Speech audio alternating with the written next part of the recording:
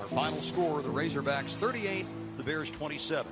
Our Bud Light Locker Room postgame show is next. You're listening to Missouri State football from Learfield. And after we played a game in Arkansas, I was at a birthday gig party the next afternoon. Art was to be there, and then a couple of people said, well, I think he's got kidney stones. He said, he went to the hospital. So I waited till this deal's over, go check. They said, well, I'm already back. It wasn't kidney stones, but something just not right.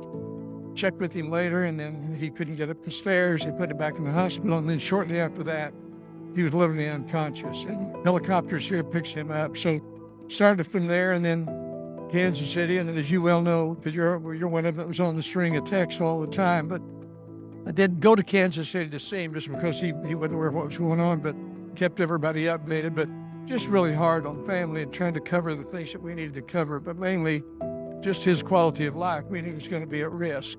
And then ultimately went to the center up in Lincoln, Nebraska. The first 1 or 2 months I was out of it, so I don't remember much, but I do know now that my family was told a couple of times that I wasn't going to make it. And the first place in Nebraska kind of gave up on me at the end, but the second place, called the Ambassador, they were wonderful. They were very positive from the start. And got some improvement there slowly. I made it up there in January, picked the weather time. We thought we could get up and back same day, and had a very good visit with him, but his memory was good. He could speak, but no use of his hands in any way, shape, or form. Couldn't feed himself, couldn't touch his nose, nothing. But it just progressed from there, and therapy continued, and then ultimately, to the extent of which it started moving down his body, they moved him back here in the month of May this year. It was a happy day. Take us through the conversation you had with Art when he said, hey, I want to come back. Well, that was probably an easy conversation because he wanted it back so bad. And I really think, Scott, that part of the motivation for him, not that he certainly didn't want to get better, he certainly wanted to get better, but was to be right, what we're doing right now, right? His motivation was to get back and call games. And I think that helped him. And we certainly were going to do everything we possibly could to make that happen. Before the game, I asked Art, hey, do you have something prepared? How are we going to start the show? And he goes, yes, I've got something prepared. I said, well, do you mind sharing it with me? And he's like, no, I don't think I will. And I'm like, okay, so I may cry on the air as we start the show. But, he always has told me, if you've got something worth saying, that it's worth writing down and make sure you get it right.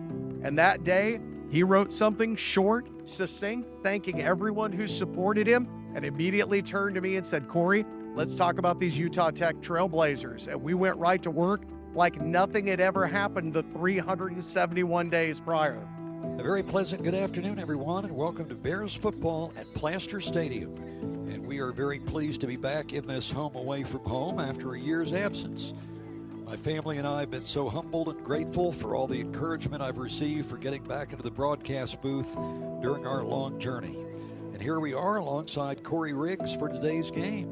So to see him up in the booth for our first game was a miracle, really. It was very emotional, I think, for most of us, just to make sure everything was going to go all right. He probably handled it the best, right? Because he was going to do it professionally. He just wanted to make sure everything was set up and done right, and he was going to do his homework like he always does. But I think we were all just a little emotional. At least I know I was, so glad to have him back, and I know our fans were super excited to have him back.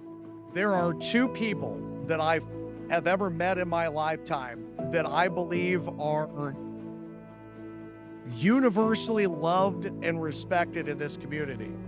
One is Bill Rowe, the other is Art Hains. I mean, they are the first two names on the Mount Rushmore that is Missouri State.